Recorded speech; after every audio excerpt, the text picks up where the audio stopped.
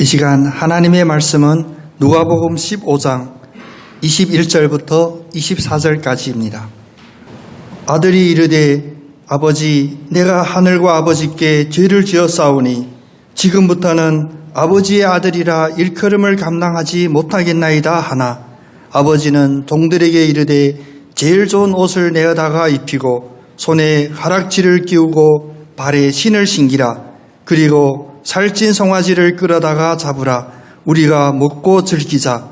이 내 아들은 죽었다가 다시 살아났으며 내가 잃었다가 다시 얻었노라 하니 그들이 즐거워하더라. 아멘.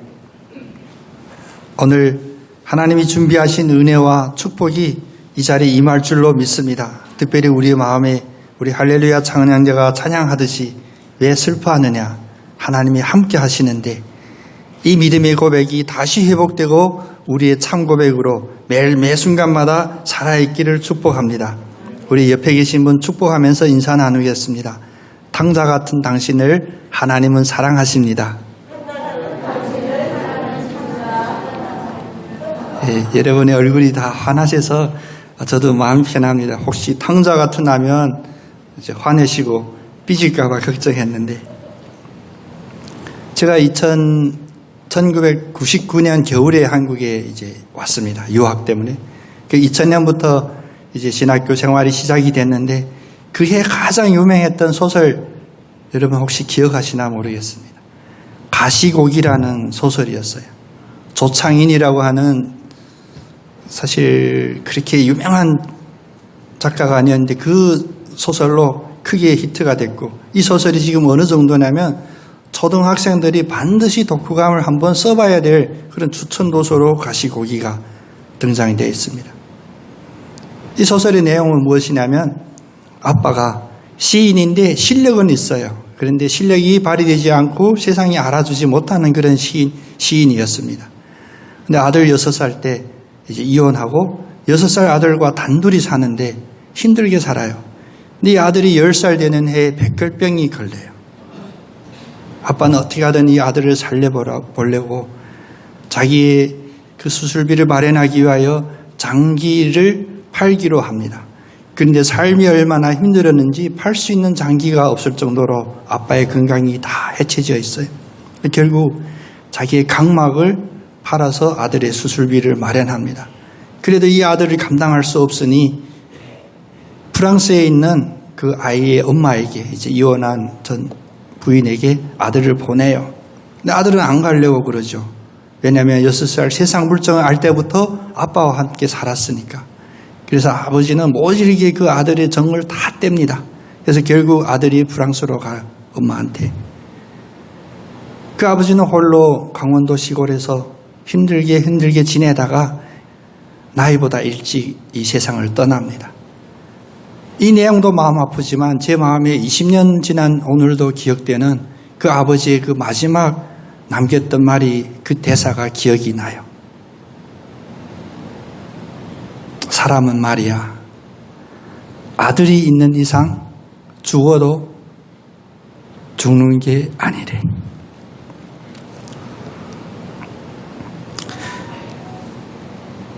우리는 누구나 다 육신의 부모들이 있습니다. 특별히 부모를 생각할 때 우리는 아버지의 이런 마음들을 헤아리지 못하는 우리를 바라보게 됩니다. 거꾸로 우리의 자녀들에게는 우리는 흔히 얘기하죠. 새끼들은 키워봐야 소용없어. 우리 부모 마음을 알아주지 못해. 그래서 결국 세상에 있는 이런 애틋한 부모의 마음이 소설로 우리에게 감동을 주고, 오늘 목사로서 하나님의 말씀을 전해야 될 저에게도 육신을 건드려서 울컥하게 하는 게 세상에서 그냥 이렇게 끝나요. 그런데 하나님 아버지라고 고백하는 우리들에게 예수님은 우리의 아버지는 어떤 아버지인지를 하나님의 방식으로, 다시 말하면 예수님의 방식으로 우리들에게 알려주십니다. 오늘 읽었던 이 본문 말씀은 우리에게 너무나 익숙한 말씀일 수도 있겠지만 읽을 때마다 감동을 주는 그런 말씀인 줄로 믿습니다. 탕자의 비유라고 많이 알려져 있는데 사실은 탕자의 비유가 아니라 아버지의 마음의 이야기라고 불러야 될 정도입니다. 어떤 아버지가 꽤 넉넉했던 아버지인 것 같아요. 재산도 있고 종들도 있고 아들 둘이 있었는데 이 막내 아들이 속썩입니다. 아빠한테 찾아와서 외람되게도 아빠에게 나에게 줄 재산을 미리 주세요. 미리 내가 쓸 수 있도록 주세요. 그런데 그 아빠는 그 아들에게 그 무리한 요구도 불구하고 그 재산을 먼저 줍니다. 그런데 재산을 나눠주자 작은 아들은 그 재산들을 다 팔아 현금으로 바꿔가지고 타지로 떠나요. 더 큰 도시로 떠나고 자기에게 즐거움을 줄 수 있는 도시로 떠나 허랑방탕하게 다 탕진합니다. 돈 쓰기는 쉽죠. 금방 탕진합니다. 몇 년 동안 타지에서 유랑하는 생활까지 합니다. 어떻게 하든 살아보려고 애썼는데 이 아들은 성공하지 못해요.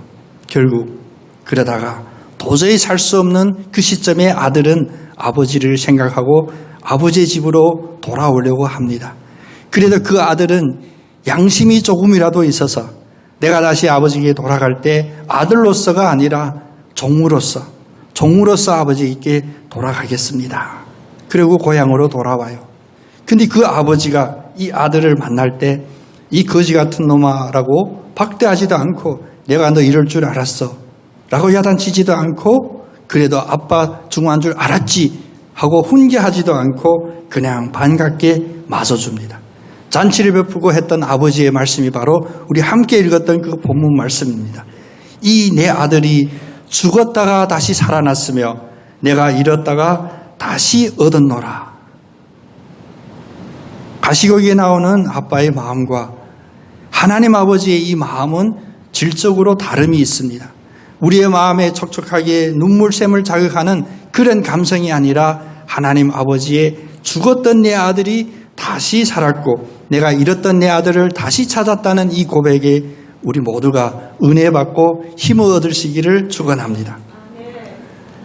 루터, 종교개혁자 루터는 믿음으로 말미암아 구원받는다라는 이신칭의의 그 교리로 우리의 지금 개신교회를 세웠죠. 그런데 루터가 이런 기록이 있습니다.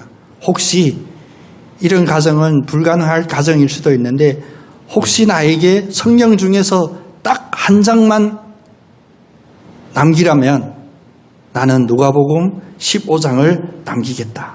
왜냐하면 누가복음 15장만 있으면 나를 사랑하는 하나님의 사랑을 정확히 알 수 있기 때문이다.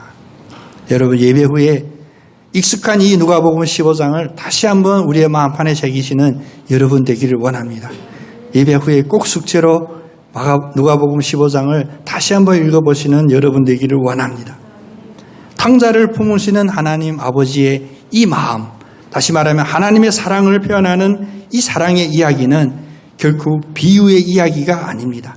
가시고기처럼 장편소설의 한 단락이 아닙니다. 오늘도 살아계시는 하나님 아버지가 오늘도 우리를 살리려는 그 사랑으로 원망하고 타지로 나가기로 하고 하나님 축복 주시려면 미리 주세요.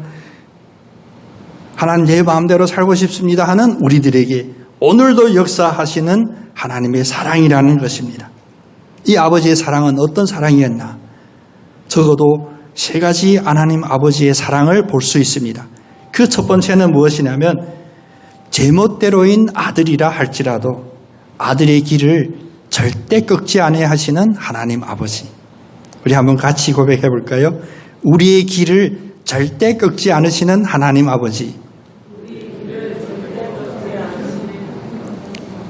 왜 이렇게 뒷심이 없지? 여러분 기 꺾이셨나요? 제가 좋아하는 개그맨 이제 이런 얘기하면 우리 청년들이 꼰대라 할 텐데 아이고 기사라 하는 그런 코미디 프로도 있었어요. 우리가 어느 순간부터인가 우리 기를 살아야겠다. 우리의 기가 살아야 되겠다라는 이런 마음을 가지게 돼요. 그런데 이 마음은 우리가 교육학적으로 발달이 되고 아이들의 심리를 우리가 연구를 깊게 해서 기 살아야 된다가 아니라 하나님 아버지는 처음부터 우리에게 기를 살리시는 하나님의 사랑을 베풀어 주셨습니다. 이 작은 아들의 요구를 자세히 보면 그냥 당돌한 정도가 아닙니다. 그냥 손에 잡히는 대로 죽장으로 빗자루로 후려쳐도 마땅할 만한 이런 무례한 해서는 안 되는 요구였습니다. 왜냐하면 첫 번째는 아버지를 아버지로 인정하지 않아요. 특히 유산에 관한 문제는 아버지가 정하는 거예요. 아버지가 얼마를 줄지, 언제 줄지는 아버지가 정하는데 이것을 먼저 주세요. 나에게 주세요. 우리의 삶에도 마찬가지입니다. 남에게 은혜 한 번 받고 도움 한 번 받을 때는 감사한 마음이 그나마 있겠지만 2번 받고 3번 받고 하면 어떻게 됩니까? 당연함이 돼버려요. 우리의 권리가 돼버려요. 그래서 요구합니다. 왜 나한테 안 줘? 왜 이제 그 날짜가 됐는데 안 줘?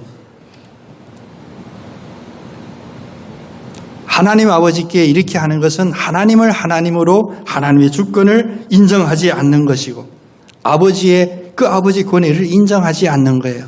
더 심각한 것은 무엇이냐? 이 재산을 미리 받아가지고 이 아들이 뭘 하려고 합니까?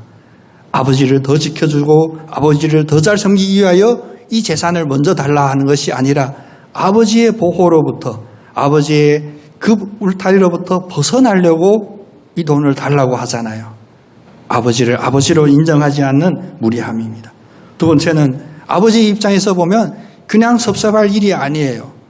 큰일 났네. 왜? 유산이잖아요. 유산은 미리 주는 게 아니에요. 아버지가 세상을 떠야 받을 수 있는 게 유산인데 그래서 이름도 유산이라고 하잖아요. 그런데 아버지한테 유산을 먼저 주세요. 여러분 이상한 상상력 발동하지 않으시기를 원합니다. 이거 아버지 빨리 죽으세요 하고 똑같은 이야기예요. 살아있는 아버지께 유산을 먼저 주세요. 아버지가 돌아갈 때까지는 못 기다리겠다는 이런 불효자식의 마음이었습니다. 여러분도 마음에 주님 감사합니다. 우리 집에 이런 아들이 없음을 감사합니다라고 고백해야 될 거예요. 근데 우리가 하나님 앞에 우리가 바로 이런 모습이었습니다. 주님은 지금 비유로 말씀했지만 우리가 하나님 앞에 기도하고 하나님 이걸 해결해 주세요. 이걸 나한테 허락해 주세요. 이 문제를 해결해 주세요. 그 근본이 무엇에 있습니까? 제 요즘 늘 감사하는 우리 청년 한 명이 있는데 저하고 가끔 카톡하면서 자기의 기도 제목을 나눌 때 제가 은혜 받아요. 예수 믿은 시간이 오래서가 아니라 예수를 믿었던 체험이 많아서가 아니라 벌써부터 미리부터 내가 구하는 이 기도가 하나님의 뜻에 맞는 기도인지를 생각하는 그 믿음이 너무 고맙고 너무 예쁘고 존경스럽습니다. 그런데 하나님 아버지는 이런 무례한 아들에게도 들어줍니다. 왜? 하나님이 몰라서일까요? 그 아버지가 이 아들 이 돈 갖고 가면 사고 칠 거 몰라서일까요? 우리가 사고 치고 다시 주님 앞에 눈물 흘리며 돌아오던 우리의 모습처럼 아버지는 아시지만 이 과정을 거쳐야만 기껏 기지 않고 하나님의 사랑 안에 반드시 설 수 있는 자녀임을 알고 있었습니다. 그래서 그 재산을 그냥 줘요. 갖고 가. 네 하고 싶은 대로 해. 여러분 지금 여러분의 마음에 하고 싶은 일 이것 때문에 주저하지 마시고 하시되 이것이 내 생각인지 하나님의 생각인지 반드시 구분하면서 하시는 여러분 되기를 원합니다. 내 생각으로 할 수도 있습니다. 나 왜 이렇지? 나 왜 실수한 일을 하지? 내 계획이 왜 현실과 다르지? 그래도 해보셔도 괜찮습니다. 왜냐? 우리는 아직 아들이니까요. 우리에게는 아버지가 있으니까요. 하나님 아버지는 아무것도 내세울 수 없고 잘난 것이 없는 아들이라 할지라도 자신감을 갖고 나가고자 할 때, 이 세상에 한번 부딪혀보고자 할 때 그 길을 살려주시고 그것을 지원해 주시는 아버지입니다. 그 하나님 아버지가 바로 이 자리에 계신 여러분과 저의 하나님 아버지인 줄 믿으시기 바랍니다. 여기까지 설교 끝나면 큰일 나요. 그렇죠. 그런데 아들의 길을 살려주시는 하나님 아버지는 이 아들이 사고치고 실패하고 넘어질 줄도 아시는 그 하나님 아버지는 무슨 마음이었을까? 언제든지 돌아오기를 기다리는 아버지의 마음입니다. 같이 고백해 보겠습니다. 하나님 아버지의 마음은 언제든지 우리가 돌아오기를 기다리는 마음입니다.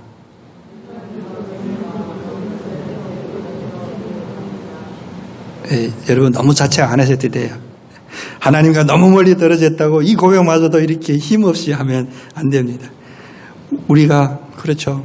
우리의 상황을 돌아보면 부끄러워서 도저히 낯이 없어서 하나님 아버지께 돌아올 수 없는 우리의 심정 우리가 깨달았습니다. 그런데 아버지는 어떠냐?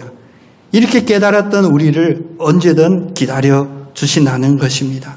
내 삶에서 내 뜻대로 해주세요. 심지어 우리는 하나님 협박도 하죠.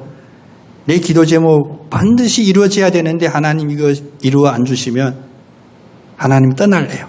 나 하나님 미워할래요. 나 하나님 안 믿을래요.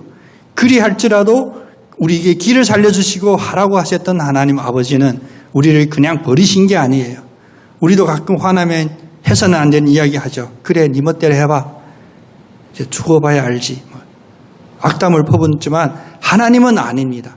우리에게 길을 살려주시고 네 멋대로 해서 너의 자유선택 때문에 코 깨지고 쓰러질지라도 언제든 돌아올 때까지 기다리시는 하나님 아버지의 마음이 있다는 것입니다. 오늘 이야기에서도 나오죠. 이제 세상 말로 표현하면 쫄딱 망했어요. 이제 사람 꼴이 아니에요. 그래도 기어 들어왔어. 아버지한테.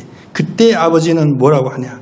20절에 보면 아직도 상거가 먼데 멀리 떨어져 있는데 아버지가 저를 보고 측은히 여겨 달려와 목을 안고 입을 맞추니 이 짧은 한 문장 속에 그 아버지의 기다리는 간절한 마음이 다 담겨져 있습니다. 상거가 먼데 멀리 떨어져 있는데 멀리 있는데 아들을 볼 수 있다. 아버지의 마음입니다. 시력이 좋아서 보았다가 아닙니다. 멀리 떨어져 있어도 볼 수 있는 그 아버지의 마음. 두 번째는 아들이 아버지를 먼저 본 것이 아니라 아버지가 아들을 먼저 본 거예요. 그리고 아버지는 그 자리에서 늘 기다렸습니다. 집을 나간 자식이 언제 돌아올지 모르지만 늘 동굴 밖에서 기다리는 아버지의 그런 모습. 소설에 나올 법한 이런 묘사로 만족할 수 있는 아버지의 그 모습이 아닙니다. 특별히 아버지의 돈을 다 가지고 아버지의 주권을 인정하지 않고 자기 마음대로 살았는데 그나마 성공하지도 못하고 다 허랑망탕 낭비하고 이제 거짓골이 된 그 아들이라 할지라도 아버지는 잊지 않고 늘 기다렸고, 왜? 언제나 돌아올 줄을 알고 기다리고 돌아오면 안아주고 목을 안고 입을 맞추는 그 아버지의 준비된 마음이었습니다. 하나님 결코 여러분 한 사람 한 사람을 바로 이 탕자와 같이 잊어버리지 않으십니다. 혹시라도 내 생각에 나의 실패감이 가득 차서 나의 자신감이 가득 차서 특별히 나의 자존심이 가득 차서 하나님은 내 기도를 들어주시지 않는다. 하나님은 침묵하신다. 하나님은 나를 버리셨다. 이런 어둠의 생각을 물리치시고 이기시는 여러분 되기를 원합니다. 하나님 아버지의 마음은 언제나 우리를 기다리고 넘어져 있는 그 자리에서 우리를 잡아주시려고 기다리는 그 하나님 아버지입니다. 그것을 성경은 무엇이라고 표현하냐면 20절 중간에 보니까 아버지가 저를 보고 측은히 여기다. 불쌍하다, 가볍다. 그런 마음으로 표현이 되잖아요. 이 측은히 여기는 이 하나님 아버지의 마음이 바로 이 순간 이 자리에서도 우리를 바라보는 하나님 아버지의 마음입니다. 시편 103편 13절에 보면 아비가 자식을 불쌍히 여김같이 여호와께서 자기를 경외하는 자를 불쌍히 여기시나이다. 측은한 마음은 우리가 측은함을 받아야 할 만큼 우리의 상황이 안 좋을 때 생기는 거예요. 세상의 부모들, 우리 자식이 성공해서 내가 자식 덕을 봐야 되지, 그런 부모는 아마 거의 없을 겁니다. 가시고기의 그 아버지처럼 자기의 장기를 팔아서라도 아들을 살리려고 하는 그런 마음, 자기의 각막을 떼어 시력을 잃을지라도 아들을 살리려는 그러한 마음. 왜? 아들이 그 아픔이 내 아픔이고 아들이 힘들어함이 나의 힘듦이기 때문입니다. 우리가 성공했을 때 주님 앞에 옵니까? 아닙니다.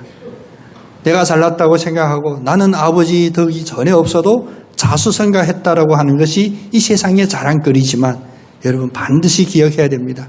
내 손으로 자수성가한 사람, 그래서 성공한 사람이 아니라 하나님 아버지의 이 측은한 마음을 얻을 기회 맞아 버린 어찌 보면 가장 불효자입니다. 처참한 몰골을 하고 터덜터덜 돌아오는 이 거짓골을 한 아들을 아버지는 안고 입을 맞추시고 그에게 참 잘 돌아왔다라는 그 마음을 따뜻하게 전하십니다.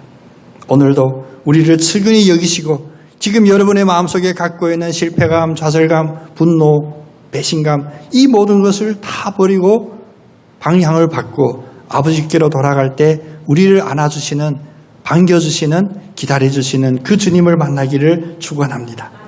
세 번째로는 기 살렸다가 사고치고 사고친 아들을 다시 안아주는 그 아버지, 어찌 보면 여러분의 부모님과 같은 마음 같죠. 하나님 아버지는 우리의 육신의 아버지가 아닙니다.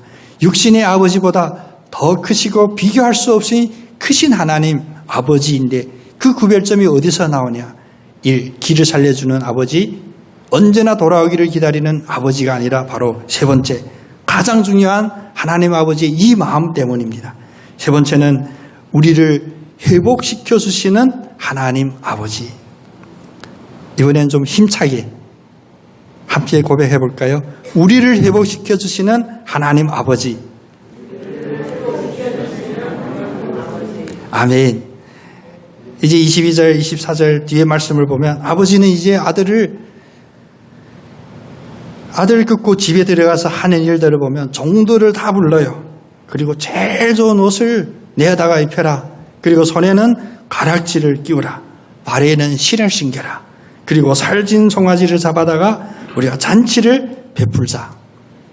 하나님 아버지의 마음이 이 아버지의 마음이라면 여기서 매우 중요한 영적인 의미들이 있습니다. 먼저 아들에게 좋은 옷을 내어다 입히다. 가장 좋은 옷은 우리는 요즘도 그렇잖아요. 우리는 옷 보고 사람 평가할 때가 많이 있잖아요. 옷으로 그 사람의 신분을 드러냄이 인류 역사의 처음부터 마지막까지입니다.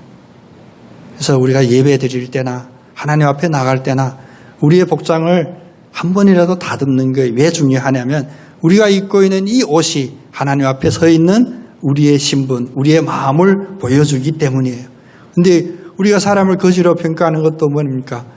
행색이, 입고 있는 옷이 거지 같다고 우리는 거지라 표현할 때 하나님 아버지는 제일 좋은 옷을 내다 그에게 입히라고. 누가 봐도 거지 아니다. 두 번째는 그에게 가락지를 끼웠다라고 하죠. 이 가락지는 무엇이냐면 바로 권세, 아버지의 상속자라는 그 권세를 드러냅니다. 이 가락지는 두 가지 뜻이 있는데 사실 우리가 익숙치 않은 것은 뭐냐면 지금도 우리는 사인하고 도장 찍죠. 그리고 인감 증명 아직도 원하는 때가 있는데 이 가락지는 도장이에요. 그래서 가락지는 예쁜 것이 아니라 이렇게 도장같이 크고 네모나요. 이 가락지로 도장 찍으면 자기의 권세가 인증이 되거든요. 아들에게 이 가락지를 끼웠다. 도장을 끼웠다는 뭐냐면 이제 이 아버지의 모든 재산의 상속자임을 드러내는 것입니다. 신발을 신기다. 우리가 중동 지역이 더운 지역이라 신발을 안 신고 다닌다고 잘못 알고 있는데 아무리 더운 지역이라도 신발 안 신으면 불편해요. 발이 아파요. 신분 있는 사람은 다 신발을 신어요. 그리고 살찐 송아지, 어찌 보면 거금이죠. 비싼 거죠. 지금도 살찐 송아지 한 마리 잡기 어려운데 잔치를 베푸는데 이것은 무엇이냐? 아들을 회복시키는 매우 중요한 사건입니다. 그때 당시도 공정과 상식이 주장되는 세상이었다면 이 아들은 이미 돌팔매에 맞아 죽어야 돼요. 상식도 아니고 공정도 아니고 아버지 앞에 의도 없고 덕도 없었어요. 불효자고 또 재산도 탕진했고 가문의 모든 낯을 다 추락시킨, 명예를 추락시킨 이런 자, 다시 말하면 사회에서 매장될 수밖에 없는 이 아들인데 동네에서 다 알잖아요. 저 아들이 어떤 사고치고 뭘 했는지 알 때 아버지가 그에게 좋은 옷을 입히고 가락지를 끼우고 신발을 신기고, 그런데 이 세 가지 일을 집안에서만 하는 것이 아니라 모든 사람을 다 불러 온 사회에 공표합니다. 이 아들은 내 아들이다. 이 아들은 다시 살아난 내 아들, 내가 다시 얻은 내 아들이다. 아들의 권위를 세워줍니다. 분명 아들은 이제부터는 저는 아들이 아니라 아버지의 종으로도 제 마음에 만족합니다. 그냥 살려만 주시고 거둬만 주시옵소서. 그런 아들에게 아니다. 너는 내 아들이고 내 상속자이고 이제 앞으로 나의 이 모든 권세를 누릴 아들이라 회복시켜 주십니다. 오늘 이 자리에 계신 여러분도 이런 하나님 아버지의 회복함이 있음을 믿습니다. 혹시 건강의 연약함 때문에 힘드십니까? 건강이 전부 아니거든요. 우리의 마음속에 있는 하나님 아버지가 나를 회복시켜 주시는 그 하나님 아버지가 나의 아버지라는 그 고백 속에 우리에게 힘이 있고 회복이 있을 줄로 믿습니다. 환율이 떨어지고 주식이 떨어지고 모든 상황 괜찮습니다. 왜냐? 우리는 정치학자도 아니고 경제학자도 아닙니다. 세상의 문제를 문제로 바라볼 수 있는 우린 그런 시각을, 그런 시력을 원하는 것이 아니라 오늘 탕자와 같은 나, 죽기 직전에 간 나를 맞아주시고 회복시켜주시는 그 주님을 만나고자 하는 그런 결단만 있기를 원합니다. 이제 이 잔치가 열렸습니다. 이 잔치에 여러분은 주인공이기도 하고 또 여러분은 참여자이기도 합니다. 오늘 예수 그리스도의 이름을 높이 부르며 예배드리는 모든 자리가 바로 하나님 아버지가 탕자와 같은 이들을 하나하나 부르셔서 내 아들이 다시 돌아왔다, 내가 잃었던 아들을 다시 얻었다라는 선포하는 그런 잔치의 자리에 참석자이고 주인공인 줄로 믿습니다. 오늘 이 말씀, 내가 다시 얻었노라, 내가 다시 얻었노라, 내가 다시 얻었노라. 하나님 아버지의 이 말씀이 늘 우리의 귓가에 들리는 축복의 말씀이 되기를 원합니다.